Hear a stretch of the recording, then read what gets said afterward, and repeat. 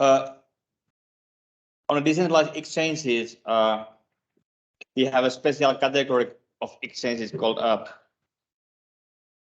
automated market makers, or AMMs, and it's based on like theoretical research on somewhere in the 70s. They didn't have an application for it because can't do it without blockchain. And it's an exchange where the price of an asset, it's not based on ask and bid, but it's always following some mathematical curve. So if there are buys, the price will go up in a certain function, and if there are sellers, it's going to reverse, and it's always following the same shape, so to say.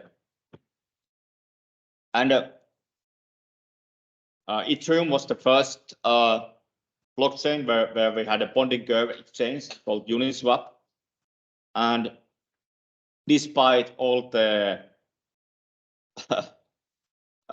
skepticism, it actually proved to be a quite good model. And it's especially if you have an asset that has little liquidity, or there's not many trades going on, it's slow moving and so on. This kind of a model that's a bonding curve instead of let's say auction works surprisingly well.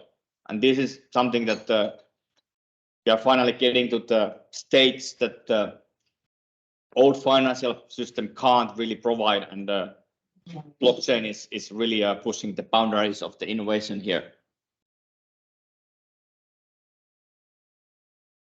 And the other one is class of exchanges are called order book based exchanges, or your normal stock exchange model, where you have ask and bids in the book and they are stacked, and based on that order book, orders are being filled or cancelled. And the main difference between the AMMs and the order books is that because in an order book you need to track every single order, it's going to take a lot of more resources and database resources like memory and storage, or state as it's called in blockchain. It's heavier, and only the latest exchanges like Solana and Near can have order book based exchanges, because they are not really possible on Ethereum or its clones, because the underlying transaction layer is just too slow. And this is like something we start to finally see in on-chain world actually this year. So Tonic was launched like 2 months ago, and it's like cutting edge at the moment.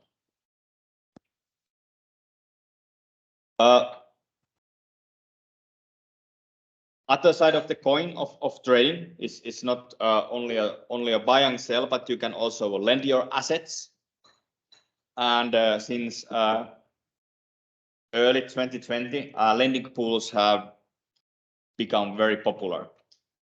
So you have your USDC stablecoin, and okay, you can hold your money in your wallet, but you can also act as a banker and lend it out to somebody. And okay, you can go to some bank and put money on your bank account, and the bank will lend it out, let's say to a mortgage. Somebody wants to have a mortgage and takes their cut there.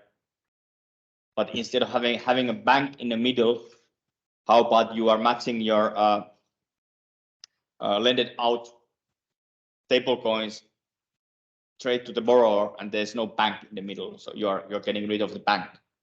And because there's no bank, there are less fees, and that's the idea behind lending pool based smart contract services.